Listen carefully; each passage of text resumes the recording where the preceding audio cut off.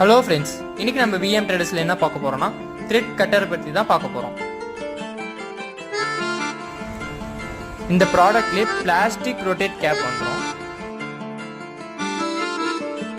Plastic use பண்ணதுனால ரொம்ப கிரிப்பாக இருக்கும். ஷார்ப் எட்ஜ் இதில் இருக்கிறதுனால நம்ம கிளாத்து அண்ட் த்ரெட்டை ஈஸியாக கட் பண்ணிக்கலாம்.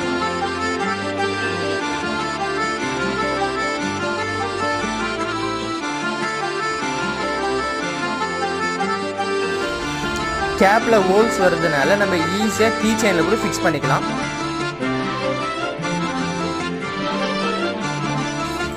ஹேண்டில் டு யூஸ் இதில் ரொம்ப ஷார்ப் எட்ஜஸ் இருக்கிறதுனால நம்ம கிளாத்தை ஈஸியாக கட் பண்ணிக்கலாம்.